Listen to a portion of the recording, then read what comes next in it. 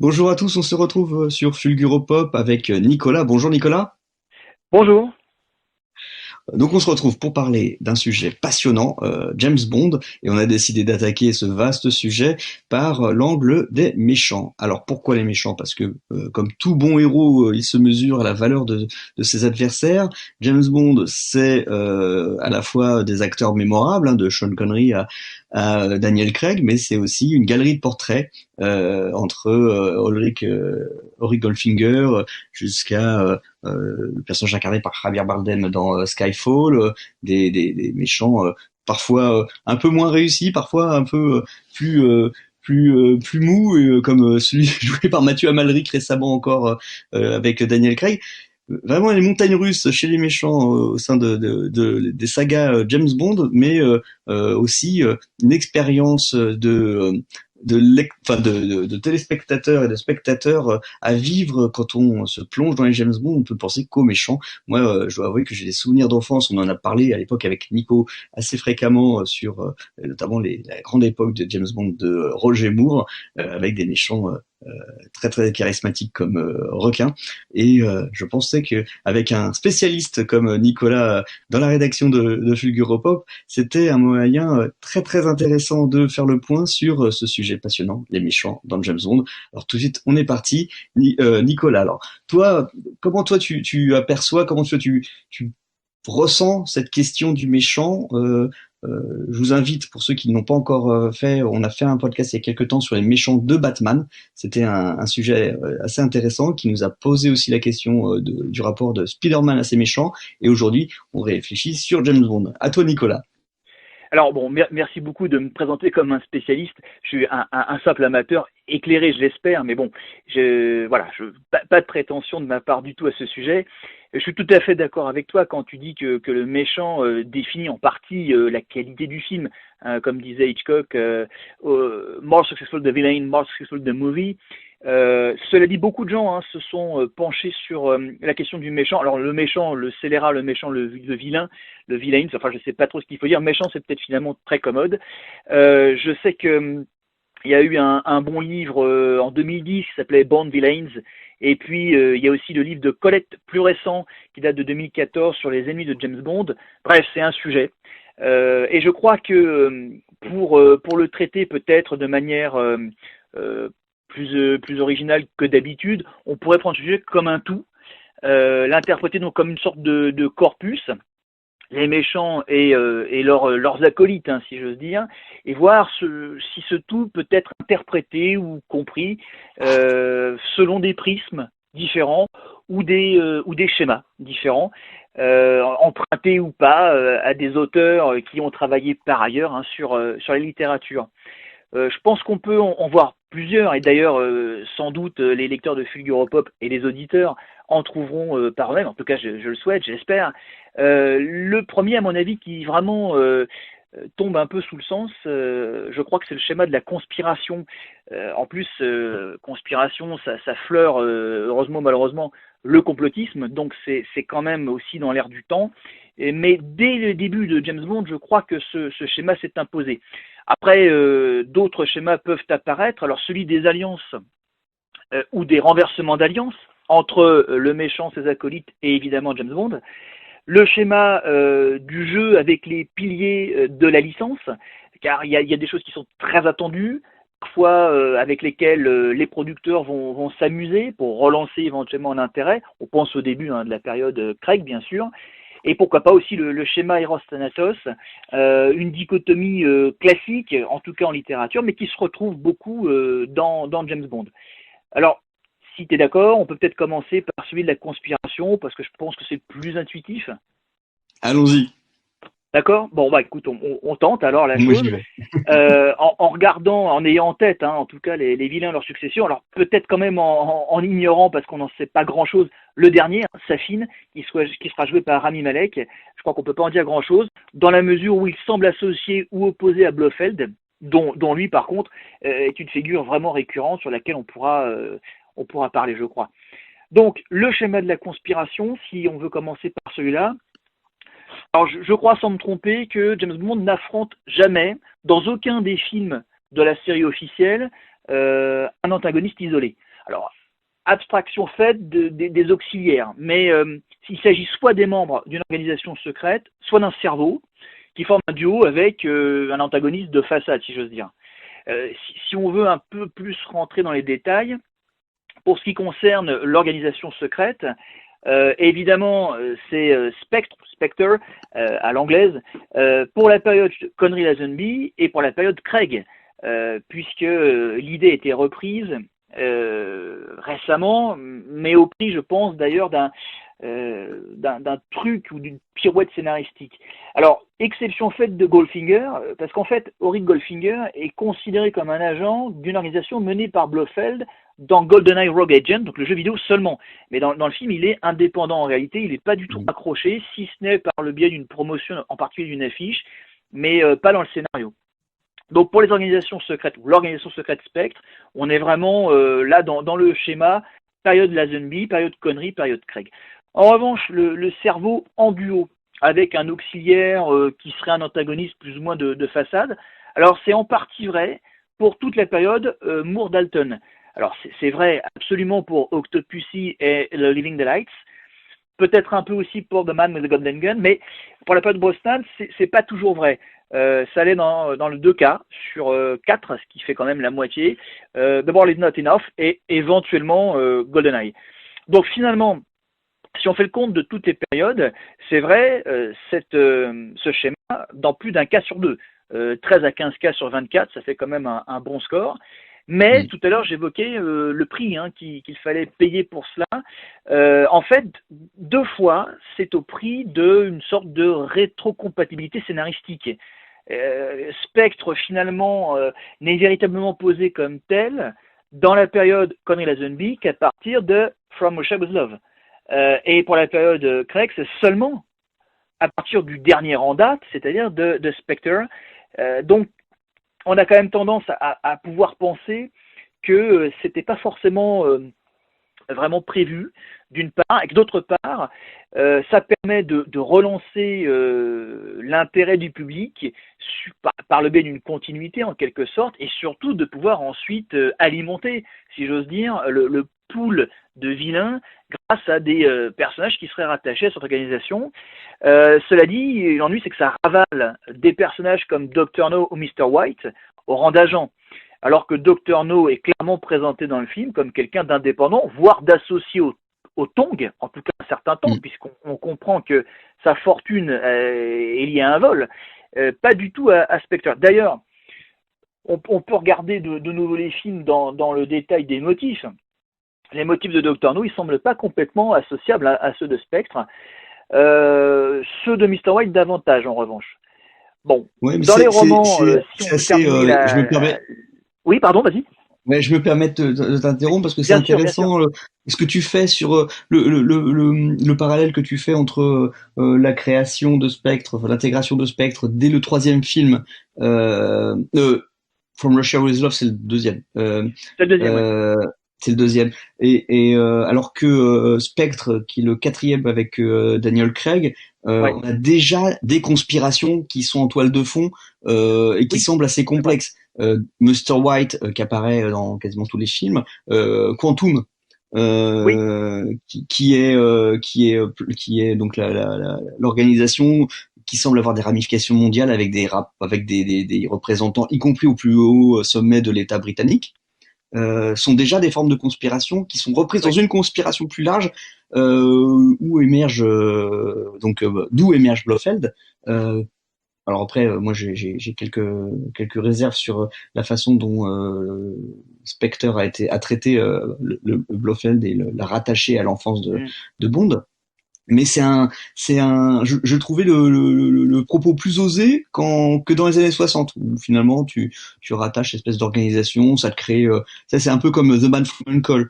T'as besoin d'avoir des organisations, l'intérêt de From Russia with Love, c'est que ça introduit une dimension géopolitique beaucoup plus forte que dans Dr. No, où tu as l'antagonisme Est-Ouest, certes, mais aussi le jeu des proxys entre la Turquie, la Bulgarie, et cette opération, enfin cet opérateur, cette agence criminelle internationale qui essaye de jouer sur les deux tableaux, qu'est Spectre, et qui introduit une forme de nouveauté dans le cinéma à l'époque.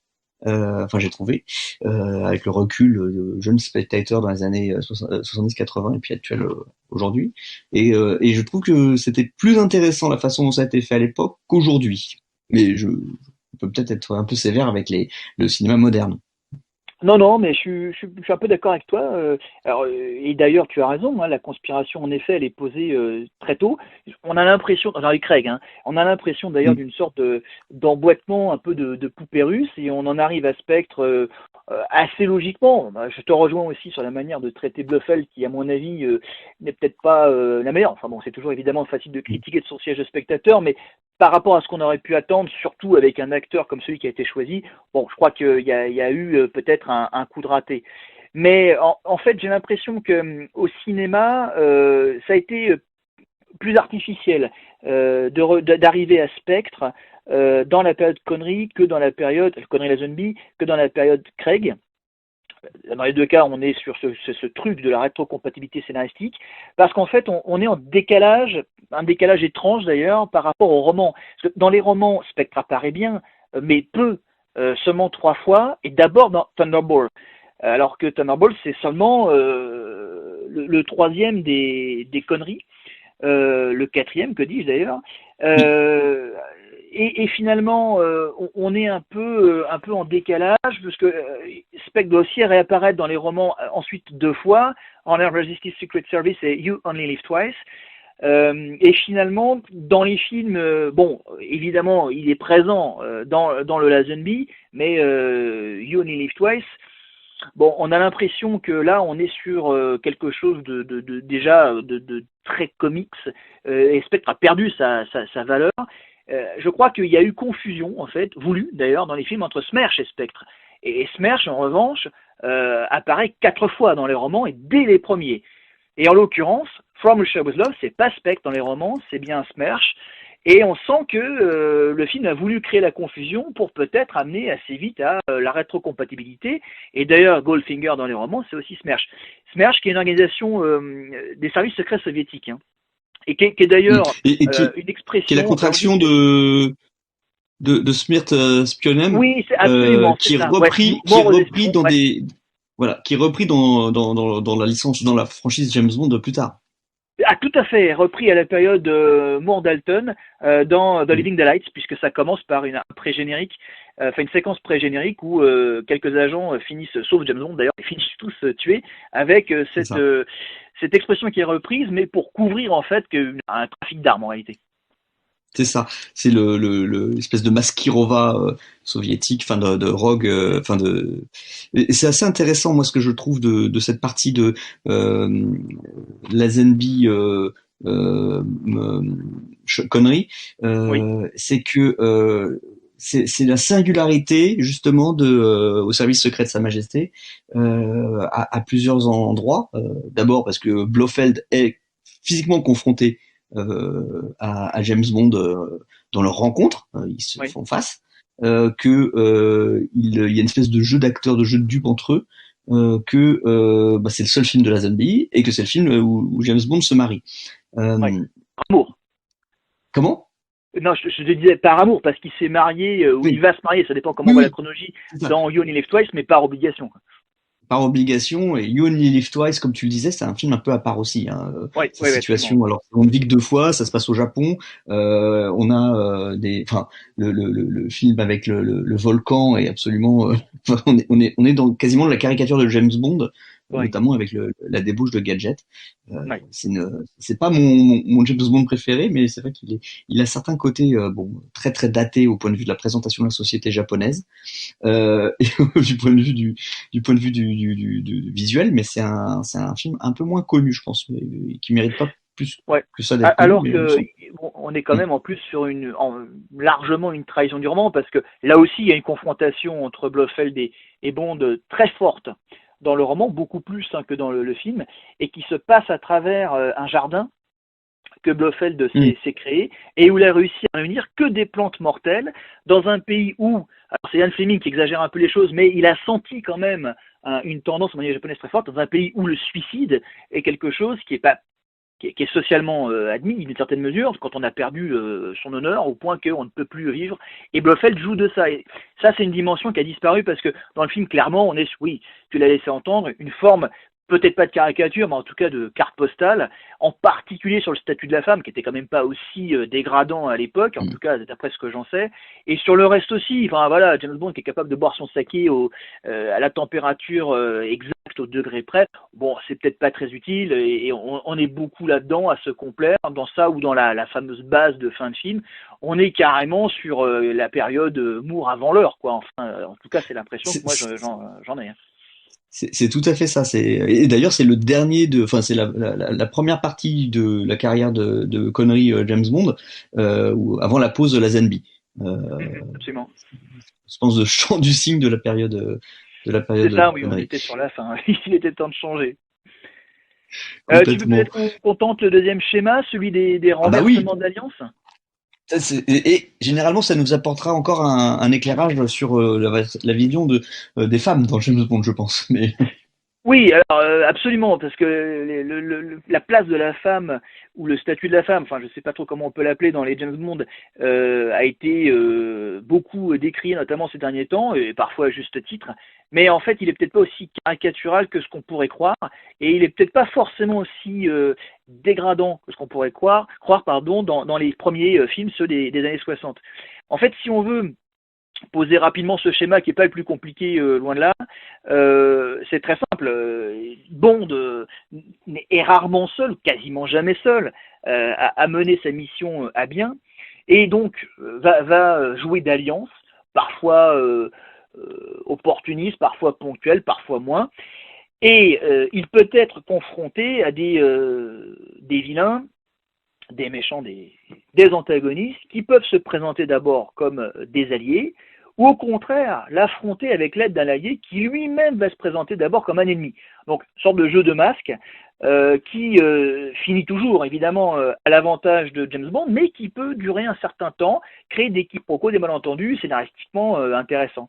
Alors, la première situation, c'est-à-dire que Bond va affronter un antagoniste qui va se présenter comme un allié, elle est vraiment propre à la période Moore-Dalton et à la période Brosnan. On ne la trouve pas ailleurs. Et le quiproquo n'est vraiment durable que dans deux cas, à ma connaissance en tout cas. Dans le cas de Christatos, donc For Your Eyes Only, qui se présente longuement comme quelqu'un qui va aider James Bond pratiquement jusque trois quarts du film. Et le deuxième cas, c'est Electra King. Donc là, c'est la période Brosnan. The World is Not Enough. Donc il y a un cas intéressant parce que là on est sur un personnage féminin d'une part, et d'autre part sur un personnage qui, avant la période Craig, avant Skyfall, établit une relation particulière avec le supérieur hiérarchique de Bond, c'est-à-dire M.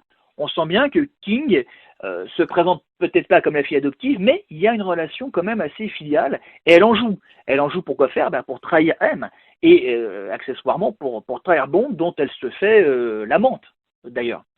Mais ce schéma ne dépasse jamais ces deux périodes. En revanche, l'autre situation, c'est-à-dire Bond va affronter son ennemi avec l'aide d'un allié qui lui se présente d'abord comme un ennemi, elle est propre aux autres périodes. C'est-à-dire, alors, la période Connery la Zombie pour commencer, et la période Moore-Dalton revient cette fois-ci, malgré tout, et ça concerne la Bond Girl 2 fois sur 3.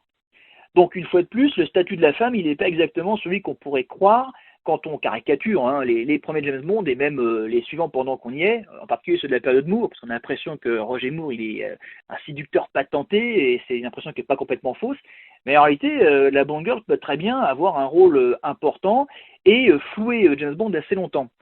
En fait, si on fait le bilan de ces deux situations, donc de ce schéma de renversement des alliances, il n'y a qu'un cas où l'allié masculin tue l'antagoniste, c'est celui de Colombo. Donc on revient, alors pas évidemment celui sur lequel Umberto Eco a travaillé, c'est For Your Eyes Only, la colombe, comme on dit dans la version française, qui va tuer Christatos, alors que Bond aurait quand même tué Ernst Stavro Blofeld dans la séquence pré-générique. C'est une séquence un peu malheureuse, à plus d'un titre, où on voit à peine Blofeld. On devine que c'est lui, étant donné son crâne chauve. Et donc c'est l'imagerie qu'on a créée jusque-là. Sa tenue, mais il est abîmé, il est diminué parce qu'il est sur une chaise. Donc on imagine que c'est la succession, la suite directe de Honor Majesty's Secret Service. Et il est en train de téléguider là son hélicoptère pour attaquer James Bond. Bon, on est quand même sur une version très particulière de James Bond. D'ailleurs, Roger Moore lui-même avait dit qu'il avait pris le personnage comme un personnage de comics. Donc je pense que quand on en est là de l'interprétation, c'est qu'on a vraiment peut-être pas caricaturé le personnage, mais en tout cas on l'a largement dénaturé. Et Bond, maintenant, en tout cas cette période-là qui va bientôt se conclure, la période Craig, il est moins aidé qu'il ne l'a été dans ses débuts. À ses débuts, il se retrouve à affronter un collègue devenu l'ennemi que dans les 2 dernières périodes en fait. C'est-à-dire quand il affronte Alec Trevelyan, là c'est GoldenEye, les débuts de Brosnan, et quand il affronte Raoul Silva, donc là c'est dans Skyfall. Bon, si on exclut le cas de Georgi Koskov, qui est d'ailleurs pas tout à fait un ami, c'est une relation. On sent bien d'ailleurs que Bond, on est dans Living Daylights, a des doutes assez vite sur ce soi-disant transfuge qui en réalité est un vulgaire vendeur d'armes, enfin ça a coquiné en tout cas à un vendeur d'armes.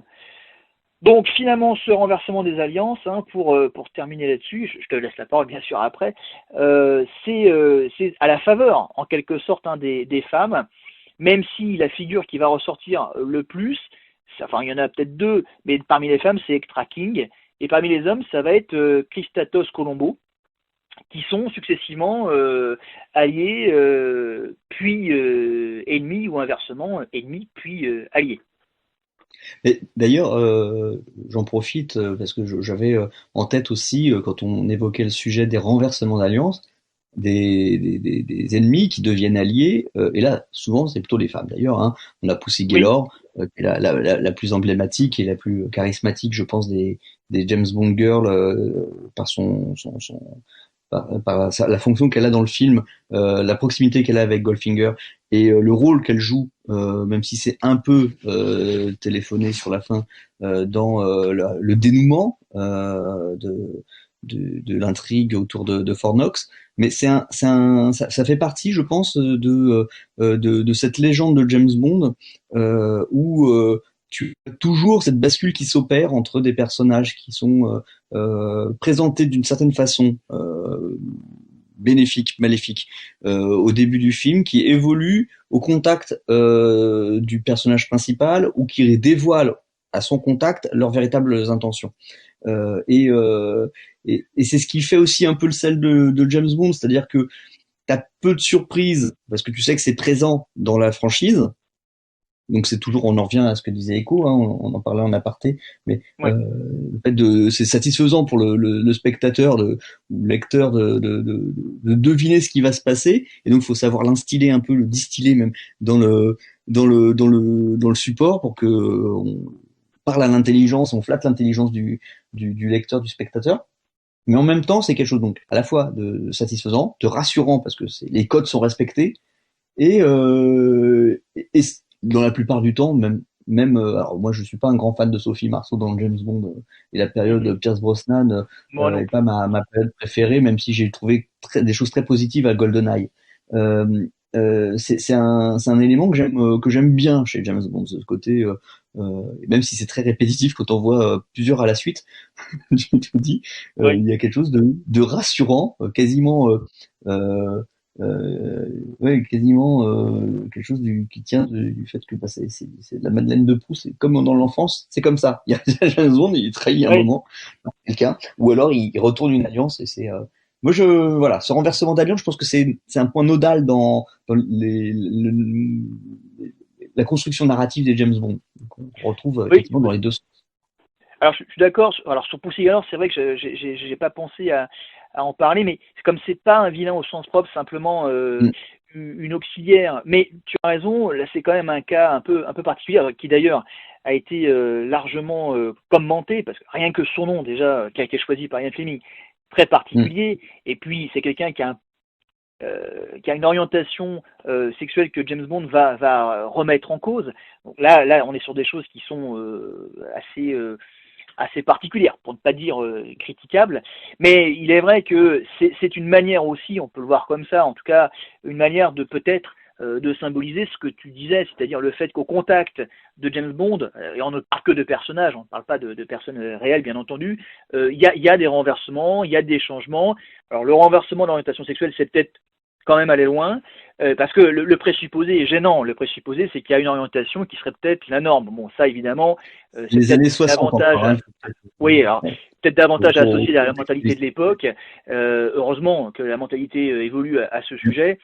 Mais par ailleurs, il s'agit d'un personnage dont la posture change hein, au-delà de l'orientation sexuelle, c'est-à-dire sa posture par rapport au complot fomenté par Goldfinger.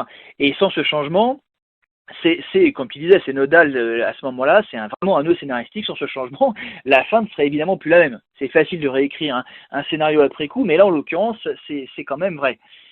Bon, après, je pense que on en arrive comme ça tout naturellement au pilier, parce que la Bond Girl, c'est un pilier. On l'attend, qu'il y en ait une, qu'il y en ait plusieurs, qu'elle soit d'abord alliée ou pas, et que ça change après. On l'attend au même titre que d'autres piliers. Et je crois que là aussi, on est sur donc c'est notre troisième schéma, sur un schéma qui permet de réinterpréter ou d'interpréter plus modestement la façon dont les méchants, les vilains sont posés. Je crois que Bond évolue dans un univers défini par ses piliers. Alors en tout cas, c'est très fort dans les films, ça l'est quand même moins dans les romans. D'autant plus il y a notamment un roman qui fait vraiment exception à la règle, c'est The Spy Who Loved Me, où James Bond est très peu présent. D'ailleurs, il n'a pas été écrit que par Ian Fleming. Mais dans les films, on joue avec ces piliers. Tu évoquais GoldenEye, c'est précisément un film qui joue un peu avec ça, avec la virilité de James Bond, à travers quelques remarques assez fortes hein, de M à son égard. Mais il est inévitable d'y revenir. Parce qu'il y a deux raisons. La première, elle est assez commerciale. On ne va pas perdre le spectateur, sinon on ne va pas faire d'entrée, tout simplement. La deuxième, elle est peut-être un peu moins commerciale, peut-être un peu plus artistique, ne pas dénaturer de trop la licence, que certains d'ailleurs appellent même un mythe moderne à l'heure actuelle. Et je crois que si on veut travailler sur les piliers, enfin travailler, c'est peut-être un peu pompeux de dire ça, mais voir comment les piliers s'associent aux méchants et s'il y a donc là un axe, un angle d'attaque, je crois qu'il y en a deux en fait. D'abord, on a la triade qui est quasi systématique, QG, hein, ou base, ADM, hein, les armes de destruction massive, et l'auxiliaire. L'auxiliaire au sens de homme de main, personne qui va aider, allié du vilain. Cette triade, enfin, elle associe en principe l'antagoniste, donc le QG a une base très clairement positionnée comme, enfin positionnée, présentée, définie comme telle. On parlait du volcan tout à l'heure, bon bah voilà, on est sur vraiment la base classique. Une arme, donc, qui offre des moyens de gesticulation. Alors là, on n'est pas sur une gesticulation diplomatique, évidemment, mais une gesticulation, c'est-à-dire les moyens de créer des craintes quand même, au niveau parfois, le niveau étatique en l'occurrence. Et derrière ça, on a un ou deux hommes de main, rarement plus. Je ne parle pas des sbires hein, qui peuplent la base. Là, c'est encore autre chose et qui font largement de tapisserie, qui servent à la fin à ce qu'on montre que James Bond et sa troupe arrivent à en tuer un maximum. Là, on est encore sur You Only Live Twice. Alors, cette triade, elle apparaît beaucoup, d'une manière ou d'une autre, dans la moitié des films. Hein, 12 sur 24, si on veut faire un décompte précis. Le pilier de l'auxiliaire, il est toujours vérifié. Or, même s'il a tendance à disparaître ou à être plus léger pendant la période Craig, c'est d'ailleurs aussi la période où le pilier du QG est abandonné, dans 3 films sur 4 en tout cas, ce qui est beaucoup, mais c'est aussi lié à la volonté de renouveler, à mon avis, la licence à ce moment-là, qui a donné lieu notamment au duo Casino Royale Skyfall, qui, à mon avis, fait partie des meilleurs films de la licence. L'ADM, donc l'arme de destruction massive, le plus souvent elle renvoie à l'arme nucléaire. Bon, c'est inévitable, James Bond est né et littérairement et scénaristiquement pendant la guerre froide. Et l'équilibre de la terreur, c'est pas une expression, ça a été quelque chose qui a été vécu à travers un certain nombre de crises. Quand même, le premier James Bond sort au cinéma en 62. 62, c'est la crise de Cuba, l'une des plus importantes de la guerre froide. Alors l'arme nucléaire, ça peut être une bombe, ça peut être un réacteur, ça peut être une bombe nucléaire, ça peut simplement être la capacité à agir dessus. Dr No, par exemple, lui, il agit. Alors, pas véritablement sur une arme, mais pourquoi pas aussi. Il peut agir sur des lanceurs, pour être précis. Ce n'est un autre type d'arme, c'est-à-dire non nucléaire, que dans 2 cas, à ma connaissance, hein, si je ne fais pas d'erreur. C'est un laser, dans Diamonds Are Forever, bon, qui est un Bond à part aussi, à plus d'un titre, on l'évoquait un peu tout à l'heure, et un rayon de chaleur dans Die Another Day, où là on est sur une modernisation, et un film un peu particulier, parce que je pense que Die Another Day, il a été vécu un peu comme un inventaire avant passage de relais, hein, si j'ose dire. Et on a l'impression qu'ainsi, les enjeux évoluent avec le contexte, parce que on parlait de la rupture, alors relative mais quand même, de GoldenEye, on est aussi sur un changement de contexte. GoldenEye, on est en 1995, donc on est bien après la guerre froide, on est même 10 ans après l'arrivée au pouvoir de Gorbatchev, donc les choses ont complètement changé, même si GoldenEye, paradoxalement, fait tout sa séquence pré-générique à l'époque de la guerre froide. Bon, mais on a l'impression qu'avec la succession des périodes, la volonté de domination le cède au terrorisme. On n'est plus sur des mégalomaniaques qui veulent éventuellement maîtriser des armes pour ensuite dominer le monde, ou alors en tout cas le monde occidental, parce que c'est souvent ça, oriental uniquement dans You Only Live Twice, mais on aboutit à des choses plus inquiétantes, plus actuelles, moins fantaisistes, donc le terrorisme, et on sent que les enjeux se posent différemment. C'est le pétrole encore dans The World Is Not Enough, c'est l'eau dans Quantum of Solace. Et d'ailleurs, avec cette séquence étonnante où on reprend l'idée de la femme, la Bond girl, pas forcément principale, mais peu importe, qui est tuée pour avoir été recouverte d'une substance symbolique, d'une certaine valeur. C'était l'or chez Goldfinger, puisque c'est son obsession. C'est le pétrole dans Quantum of Solace, pour créer le doute, c'est-à-dire faire croire que c'est précisément ça l'enjeu, alors que non, c'est bien l'eau, et la maîtrise de terre a priori sans intérêt, mais sous lesquelles on trouve de l'eau. Je pense que cette triade, voilà, elle est importante, elle revient régulièrement, on joue parfois avec, mais c'est systématiquement pour la reposer au moins un film sur deux, quelle que soit cette évolution qui est nécessaire, parce que quelque part, on ne peut pas aller voir un James Bond actuel qui serait complètement replanté, si j'ose dire, dans les années 60. OSS 117 l'a très bien fait, mais à ce moment-là, grâce à l'humour. Deuxième possibilité du jeu avec les piliers, à mon avis, deuxième et dernière, donc seconde, c'est la mégalomanie, que j'évoquais déjà à l'instant, et la mort de l'antagoniste. Alors, je pense que là, on est aussi sur une question d'image. Parce que beaucoup de spectateurs, tu disais, c'est peut-être aussi lié à l'âge qu'on peut avoir, à l'enfance qu'on a pu avoir et à la façon dont on a accédé à ces films. Beaucoup de spectateurs s'imaginent l'antagoniste un peu comme un savant fou. Je me rappelle que Sam Mendes avait été interrogé à l'époque de Skyfall, de tête, peut-être de Spectre, enfin bon, peu importe. Et on lui avait demandé s'il avait envisagé de devenir un Bond, comment il y était venu, et lui disait que Bond, il l'avait quand même un peu connu pendant les années 80 et que c'était un repoussoir cinématographique, c'est-à-dire que pour lui, les Bonds façon Roger Moore, voilà, on était sur des caricatures, sur des choses pas très intéressantes, voire destinées à un autre public que celui qu'il représentait à ce moment-là. Je crois que le cliché, il a été créé largement dans les années 60 et 80, avec alors je dis le savant fou, c'est peut-être pas très heureux, en tout cas quelqu'un qui a la volonté de dominer le monde, et qui au final est éliminé par le héros, parce que c'est la morale aussi qui l'impose. Ces motifs, est-ce qu'ils sont véritablement ceux-là? En réalité non. Quand on regarde le détail, on est bien sur une sorte de cliché. Ils sont bien plus souvent lucratifs, tout bêtement, 10 fois sur 24, alors que c'est 6 fois sur 24 la domination du monde. Et n'oublions pas que Spectre, dont on a parlé tout à l'heure, c'est l'extorsion, son objectif final. C'est pas la domination du monde. Et la mort, pour revenir à ce deuxième point du vilain, elle est causée par Bond dans seulement la moitié des cas à peu près. Pas davantage. Tout à l'heure d'ailleurs on évoquait la mort de Christatos, elle est provoquée par Colombo, c'est pas par Bond. Donc il peut très bien être assassiné ou éliminé pour être plus politiquement correct par un autre personnage. C'est aussi la Bond girl qui peut intervenir. Pendant la période de Connery Lazenby, 2 fois, on est quand même dans les années 60, 2 fois c'est la Bond girl qui tue le vilain. Parfois le vilain n'est aussi que blessé. Alors c'est pas courant, c'est que 3 fois sur 24, mais c'est systématiquement Blofeld. Alors oui. On peut aussi avoir un doute. sur le personnage joué par Amalric que tu évoquais tout à l'heure, qui lui serait laissé dans le désert, mais il est clairement tué en réalité, puisque être laissé dans le désert sans eau ni rien, bon bah c'est l'équivalent d'un Avec une assassinat. bouteille de pétrole, enfin d'huile, je sais plus. Je crois Oh, que je crois qu'il lui c'est donne de l'huile, un peu d'huile. une bouteille d'huile de moteur, hein, Voilà, c'est ça, de l'huile de que moteur. bon lui Donc laisse. évidemment, avec de l'huile de moteur en plein désert, là, ça va être compliqué, à moins d'être un spécialiste de la survie, et encore. Et je crois pas que ce soit le cas du personnage joué par Amalric, loin de là. Mais après, si on regarde un peu les détails, puisqu'on parle d'huile de moteur, est-ce qu'il est tué par balle ou pas? Oui, plutôt par balle. Bon, moi c'est normal. Hein. Bond, c'est aussi Walter PPK, donc on est sur un pilier, hein, là aussi. 6 fois sur 24, hein, j'avais fait quelques comptes, hein, là je sais pas de mémoire, Ouais. et donc ça ramène au symbole de l'arme qu'on trouve partout, y compris dans le logo hein, 007, choisi par Eon.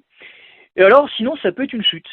Et on y pense un peu moins, quand même 5 fois sur 24, alors on peut quand même avoir en tête hein, la fameuse chute de Goldfinger qui lui part donc jouer de la harpe avec les anges, hein, c'est pour reprendre l'expression de Sean Connery traduite en français, Lui, suite à une il est dépressurisation aspiré en de dehors son avion. par la dépressurisation de la cabine, c'est ça, hein, Voilà, absolument, ouais, ouais. Mm. Et je crois que là aussi, on est sur une forme de morale. Enfin, c'est ce qui est peut-être un peu dommage, mais enfin bon, c'est le choix des scénaristes. La chute, c'est très symbolique. C'est quelqu'un qui a voulu aller trop haut. Goldfinger, c'est clairement ça. Hein. C'est un peu l'Icar hein, des vilains, qui se présente comme le premier artiste criminel, celui qui va vraiment dépasser toutes les limites, le génie criminel. C'est le premier à vraiment revendiquer cela, je pense, hein, dans la licence, et qui finalement va trop loin et qui se retrouve face à la confrontation quasi divine avec les éléments, je pense, symbolisés par James Bond. Je vais peut-être un peu loin, mais la chute, elle est réelle. C'est-à-dire que lui va vraiment mourir quand on sort d'une cabine dépressurisée. On n'a même pas besoin de mourir à cause de la chute. Hein. Généralement, on meurt à cause de la température qui, évidemment, n'est pas la bonne à une certaine altitude. Voilà, donc je pense que ces piliers, Ouais. on les retrouve régulièrement, d'une manière ou d'une autre, que ce soit la triade QGDM auxiliaire, la mégalomanie et la mort de l'antagoniste, mais pas toujours, pas systématiquement, et je crois qu'ils ont créé d'une manière ou d'une autre des clichés qui en fait s'avèrent assez faux hein. Quand on regarde un peu le détail, on n'est pas systématiquement dans la mégalomanie. En revanche, il est vrai que la fameuse base, on la trouve beaucoup, mais elle est quand même datée, c'est-à-dire que c'est une certaine période. Hein. Le volcan de You Only Live Twice, il a quand même pas grand-chose à voir avec le disco volante de Largo hein, dans Thunderball, et la base ensuite se retrouve beaucoup hein, dans les Moors, et c'est peut-être aussi pour ça que Spectre a créé dans une certaine mesure de la déception, parce qu'on retrouve la base à la fin, en tout cas du film, et donc quelque chose qui ramène à une version peut-être un peu passée, un peu comics aussi, je crois, de la licence. Ouais, moi ce que je remarque, enfin c'est ce que tu as décrit pour Goldfinger, hein, c'est cette hubris que porte finalement la chute du méchant autant que du héros, Mhm.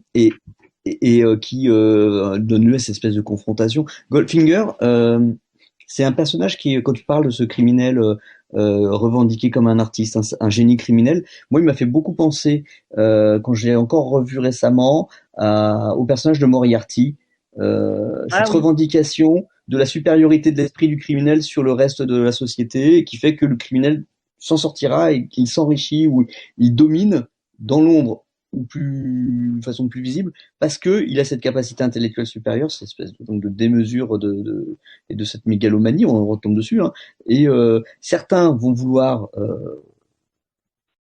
comme Goldfinger l'affirmer, d'autres comme Blofeld vont être plus dans la dissimulation toute relative, parce que dans les manœuvres de Blofeld, notamment dans Thunderball, donc Opération Tonnerre en français, repris dans le film Non et On, là, qui est Jamais ah, plus jamais, Never Say on a Never Again. ouais, on a la revendication et le chantage, l'extorsion, hein, c'est une des marques de fabrique mais l'extorsion quasiment au billet torbi. On prend à partie les grandes nations pour leur dire vous êtes sous la menace d'une arme nucléaire cachée.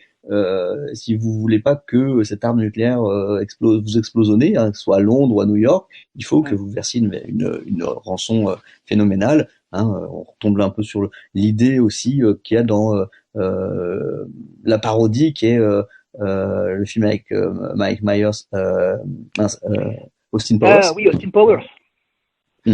Et qui lui cumule ces espèces de signaux qui jalonnent la plupart une grande partie des films de la franchise de James Bond. Moi, c'est quelque chose que je trouve toujours très intéressant de voir comment les les parodies ou les pastiches s'approprient certains éléments même de caricature de franchises comme James Bond, parce que c'est un vrai sujet en soi. J'aime beaucoup la façon dont toi tu poses la question de ce triptyque avec les armes de destruction massive, qui fait très guerre froide, hein, pour le coup, Oui, et que on a du mal à renouveler dans dans le modèle actuel de société, parce qu'on n'a plus ce problème-là, même si aujourd'hui les armes de destruction massive sont un sujet qui reste présent, mais ils sont moins présents parce qu'il n'y a plus cet antagonisme de peur de destruction mutuelle entre les deux grands blocs civilisationnels. Et c'est peut-être le nouvel ennemi en fait de James Bond. C'est les ennemis que se crée l'humanité, c'est-à-dire la pénurie d'eau, la pollution, les différents, la faillite de certaines sociétés, hein, dans Quantum of Solace. Quand l'action se passe à Haïti, c'est pas pour rien.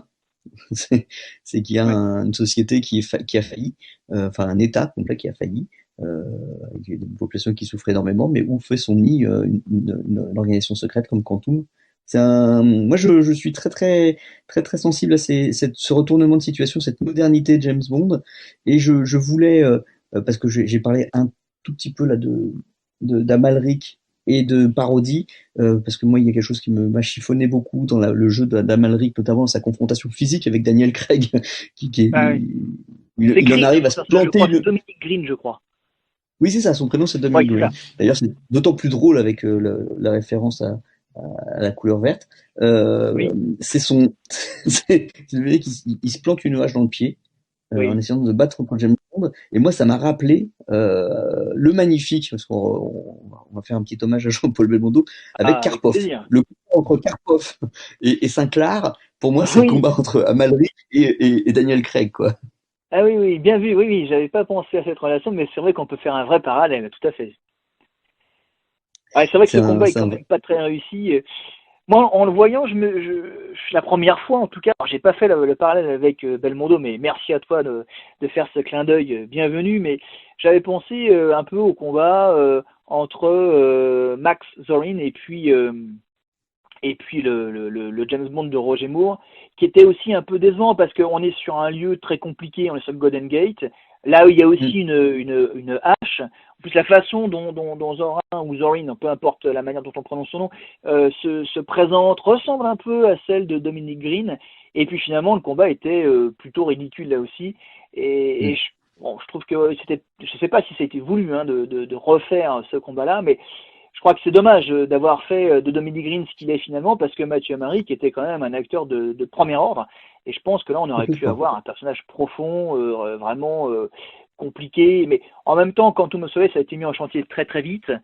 Pour la première fois, on a voulu faire une suite directe à un James Bond qui avait très très bien réussi.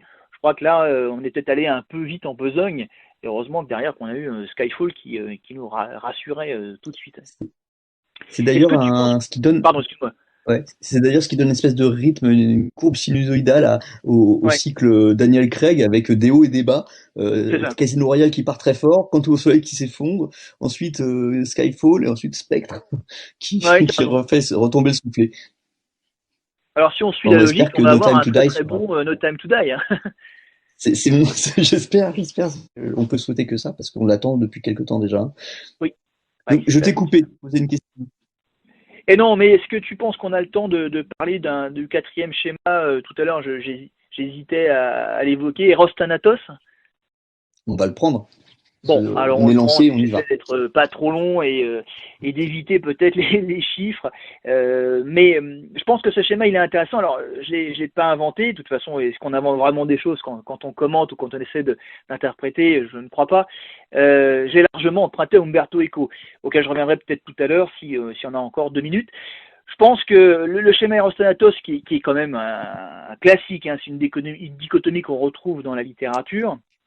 Il est évident chez James Bond, déjà, si on s'en tient simplement à son surnom, Mr. Kiss Kiss Bang Bang, qui est repris d'ailleurs, c'est le titre d'un morceau qui a été composé pour Thunderbolt de Tate, donc il est repris à ce moment-là. Mais je crois que au-delà, on est quand même en train de parler des vilains, ces antagonistes peuvent aussi associer opposition attraction. On va être sur de drôles de schémas parfois entre Bond et son ennemi. On sait qu'il peut y avoir des syndromes qui se produisent sur Stockholm par exemple, mais là on est sur quelque chose de très récurrent et on n'est pas sur une relation entre un otage et la personne qui l'a pris en otage. Je crois qu'il y a 3 cas essentiellement. D'abord la Bond Girl, ou alors un personnage féminin, parce que la Bond Girl, il y en a normalement qu'une par film. Et là, on évolue sur des choses étonnantes, c'est-à-dire est-ce que la Bond Girl a un rapport particulier au vilain, là donc en dehors de James Bond ou évoluant au contact de James Bond. On a d'abord une relation homosexuelle, alors qui est légèrement posée dans le film, beaucoup plus fortement dans le roman. C'est Rosa Klebb, Tatiana Romanova, dans From Russia with Love. Sachant qu'elle n'est pas, réciproque, parce que c'est Rosa Klebb qui est intéressée par Tatiana Romanova, la réciproque est largement fausse. On a autrement un rapport paternel peut-être un peu douteux entre Christatos et Bibidal dans For Your Eyes Only. Christatos est présenté comme une sorte de parrain, Bibidal est très jeune et on sent qu'à un moment donné, elle lui reproche de vouloir des choses qu'elle n'est pas prête à lui donner. Ou alors, on peut avoir... Oui, pardon ? Non, c'est assez flagrant. En fait. Oui, je crois que ouais, c'est à peu près clair, surtout qu'elle s'intéresse plus à James Bond parce qu'il est un peu plus séduisant, enfin en tout cas il est présenté comme tel, le spectateur a jugé ou jugera, je ne sais pas.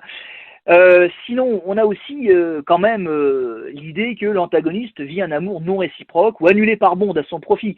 On est toujours sur la Bond Girl, là, par exemple dans Live and Let Die, Solitaire, qui est vraiment couvé par le Mr. Big, le vilain principal, n'est pas du tout prête à perdre son pouvoir de clairvoyance en s'adonnant à ce que Mr. Big lui propose à terme. Par contre, il n'y a pas de problème avec James Bond, que ce soit d'ailleurs dans le roman ou dans le film. Et là, on sent bien que cet amour non réciproque, il est exploité, annulé, utilisé par Bond à son profit, sachant que Bond promet rarement un avenir très très long aux relations qu'il se fait, aussi bien dans les romans que dans les films. Deuxième possibilité, je pense, dans ce schéma Eros-Thanatos, c'est avec l'auxiliaire. Est-ce que le vilain a des rapports particuliers avec son auxiliaire? La réponse est oui. Alors là, on a tout un éventail encore plus vaste. On a la relation réciproque. On la voit très clairement entre Blofeld et Irma Bunt dans Her Majesty's Secret Service. Même si en fait on le voit encore plus clairement dans le roman You Only Live Twice. Là, ils sont quasiment, c'est un couple en fait dans le roman. On a la relation déséquilibrée. Alors réciproque peut-être, intéressé peut-être aussi. Je pense à Max Zorin et Mayday dans A View to a Kill. On sent bien qu'il y a un amour de la part de Mayday pour Max Zorin, qui est d'ailleurs déçu à la fin, et c'est pour ça que Max Zorin ne va pas aboutir. Et on est autrement sur des relations peut-être un peu plus saines, filiales. Je crois que dans License to Kill, il y a vraiment quelque chose entre Franz Sanchez et Dario, du père au fils, un père et fils adoptif, bien entendu, ou alors la relation fraternelle. Et là, c'est plus rare, ça. On la trouve avec Gustav Grace, je pense, et Zhao. On sent bien que c'est des frères d'armes, peut-être des frères de sang, mais qu'il y a une relation forte entre deux, au point que tous les deux vont vouloir changer de visage, et on sait que Zhao, ça va pas fonctionner, mais qu'ils se reconnaissent malgré tout, qu'ils sont liés malgré tout. Et je pense qu'ensuite, la dernière déclinaison en fait de ce schéma, c'est la relation de Bond avec le vilain. Cette fois-ci, c'est plus le vilain avec la Bond Girl, un personnage féminin ou son auxiliaire. Là, on est avec le héros. On a plusieurs formules possibles. On a, dès le début, dès le premier film, un intérêt professionnel déclaré. Dr. No dit bien à James Bond qu'il est déçu, finalement, après le repas qu'il lui a offert, et que Bond n'est qu'un vulgaire policier. Il s'attendait à autre chose. Donc il y avait clairement un intérêt, et cet intérêt d'ailleurs s'exprime par le fait que Bond soit sauvé par Dr. No des terres qui sont radioactives. On a sans cela la relation fraternelle. Donc là, on la trouve dans GoldenEye, par exemple, avec la relation que Bond a instaurée avec Trevelyan, qui forme un duo très efficace dans la séquence pré-générique. Et puis la relation homosexuelle, là on est dans Skyfall avec Raoul Silva, on sent bien qu'il y a quelque chose entre les deux hommes. Alors qu'est-ce que c'est réciproque ou pas? Je crois que la question est ouverte, elle est peut-être pas très intéressante non plus, mais Silva clairement éprouve quelque chose de particulier pour James Bond. Et l'antagoniste masculin, là dans ce cas-là il est masculin, souffre systématiquement de son inclination pour James Bond d'une manière ou d'une autre, ou alors va en souffrir. C'est-à-dire qu'il est déçu, ou alors il va le payer très cher. On peut avoir aussi une relation forte avec Bond et l'antagoniste, enfin le vilain, le méchant, quand c'est une femme. Et là, je repense de nouveau avec Tracking, même si je suis d'accord avec toi, c'est peut-être pas la Bond la plus intéressante. Le personnage, en fait, utilise James Bond. Est-ce que James Bond s'en rend compte tôt ou tard? Bon, c'est plutôt tard, d'après le scénario. Et dans les deux cas, on cherche à aboutir à ses fins à travers la relation amoureuse. Et d'ailleurs, Electra King a déjà utilisé ce moyen avec Renard, puisque visiblement, il y a un quiproquo dont elle joue. On croit que c'est Renard qui utilise Electra King, alors qu'en réalité, c'est l'inverse. Alors dans les romans, on l'évoquait tout à l'heure, on est aussi sur un schéma Eros Thanatos récurrent. Et là, je vais laisser parler Umberto Eco, puisque c'est lui qui en a parlé le mieux et le premier. Je crois que l'article, c'était un de ces articles des années 60 sur la combinatoire narrative. Et il évoquait que les principes de plaisir de réalité étaient tout le temps associés dans le rapport de James Bond au vilain. Et l'exemple qui est le plus marquant de ceux qui l'utilisent, c'est la torture d'un casino royal. On est sur une torture très particulière qui touche une partie du corps très spécifique. Et c'est posé de telle sorte dans le roman qu'on sent qu'il y a du plaisir en fait, d'éprouver par le vilain, peut-être par James Bond, peut-être pas. Bon, c'est écrit d'une manière en tout cas qui laisse créer un doute. Et ce principe de plaisir et de réalité qui sont associés, on l'a aussi encore plus entre le vilain et la Bond Girl, en particulier quand la Bond Girl est opposée au vilain à un moment ou à un autre. On sent bien, par exemple, dans Thunderball, que Domino Derval et Largo sont des amants. En tout cas, une relation probablement charnelle, forte, c'est posé relativement de manière pudique. Mais cette relation se renverse quand Domino apprend par James Bond que son frère a été assassiné probablement sur les ordres de Largo. Et là, on est une fois de plus sur Eros Thanatos, mais de nouveau sur un jeu de renversement. Alors, pas des alliances, mais pas loin en fait, puisque on est pas Domino loin, là, était oui. presque une alliée de Largo. Mm. Elle était à la fois un espèce de trophée, d'allié, de Oui, moyen de pression. de garantie absolument, Elle joue voilà. plusieurs rôles dans le film. Et c'est un film que j'aime beaucoup, moi, Oui, oui, oui. Thunderball. Son introduction est mémorable, même si elle est un peu, elle a un côté un peu carte postale pour le coup. Oui, mais c'est le On revient château aussi là. d'Annette, alors elle est forcément Ouais. mémorable, parce que là, on est en France et c'est un magnifique lieu. Ça. Et puis le clin d'œil avec ce fameux agent de Spectre qui meurt et qui prend les traits de la veuve éplorée Ah oui, et Jacques qui en Bouvard. fait avec Bouvard et qui est joué par l'acteur qui est le cascadeur officiel de James Bond Ouais. dans les films précédents et qui est la doublure, c'est lui qui est le personnage qu'on voit se dessiner et qui tire au pistolet dans la scène enfin, dans la petite vignette d'intro à chaque fois. Oui, oui, absolument, tu as raison. Ah oui. Oui, c'est un C'est joli un, clin c'est un, d'œil. perso- c'est un joli clin d'œil pour ce personnage, enfin pour cet acteur qui avait auditionné pour être James Bond et qui a pas été retenu, et qui a été retenu comme doublure, comme cascadeur, et qui a quand même été un peu James Bond quelque part.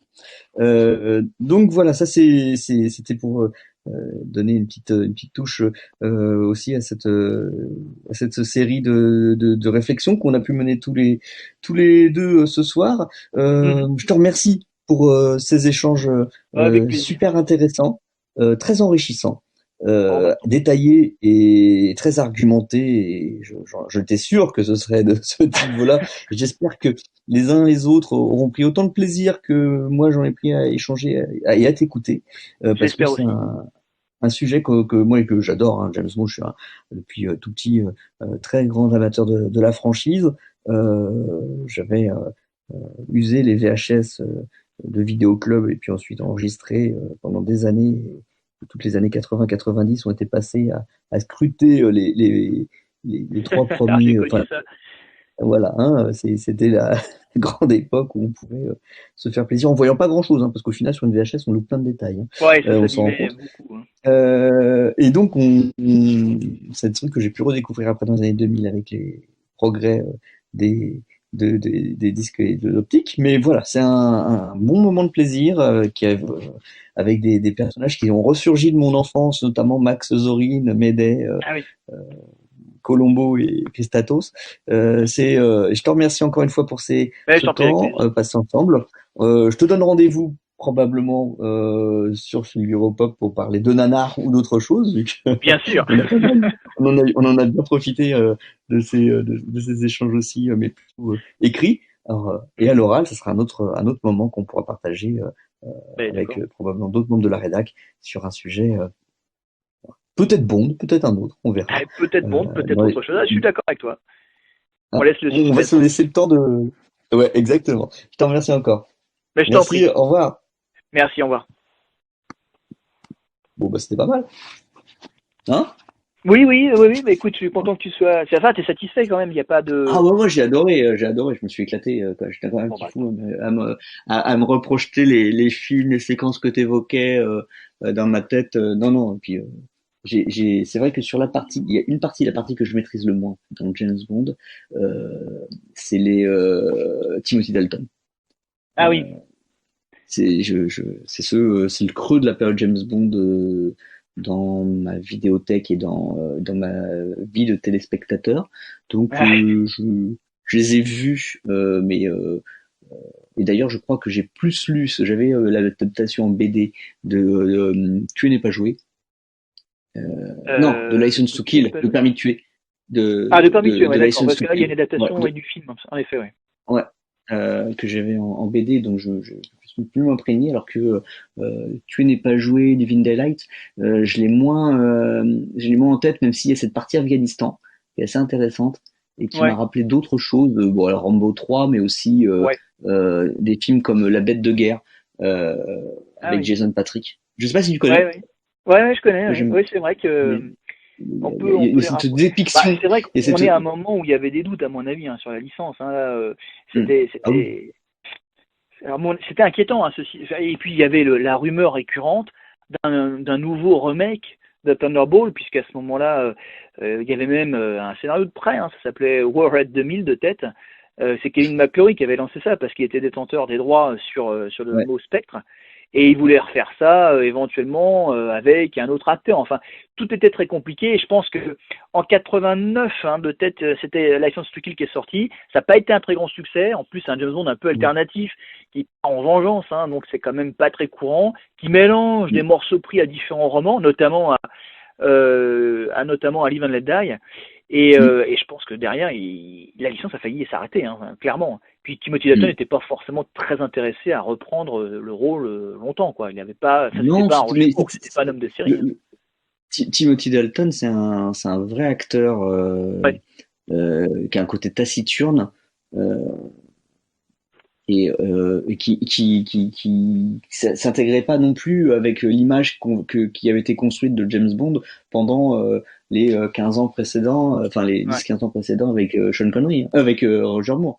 Ah, mais Euh, clairement, non, non, mais donc je on pense que était la en rupture, elle totale était très forte. dissonance et je pense que ouais, effectivement le public était pas prêt. Non, non, mais clairement, Et c'était autant pas le on a bon une moment. nouvelle rupture, on a Pierce Brosnan arrive à rajouter du charme, donc ça marche très Oui, bien, à mon oui, sens. oui. Et Daniel Craig a moins ce charme-là, mais il arrive à rajouter une. Alors, il est servi aussi par de très bons acteurs autour de lui et par un Oui. scénario solide, une belle mise Ah en bah oui, là, il y scène, a quelque eu chose de beau très scénario. moderne. Mais il y a quelque chose de très animal dans le son de James Bond. Ouais. Mais c'était le jusqu'à bon ce moment qu'il... aussi, hein, je pense, hein. Ouais, complètement. Complètement. Bon, voilà, bah écoute, je te remercie, on y est arrivé. Je vais faire le Ouais, montage cette ouais. semaine. C'était l'Arlésienne, mais ça l'est Je plus. suis, Ah, ça c'est bien. je suis très content qu'on y soit arrivé. Mais oui, mais Et j'étais sûr qu'on y arriverait tôt ou tard, hein. non, mais j'en étais sûr aussi, c'est juste que à un moment, quand le sort s'acharne, tu te poses des questions. Mais bon, l'essentiel, c'est d'y arriver. Je te Bien remercie, je sûr. te souhaite une bonne soirée, un très Je bon t'en prie, à toi week-end aussi. et à très bientôt. Bon week-end, à bientôt, Julien. Merci Nicolas.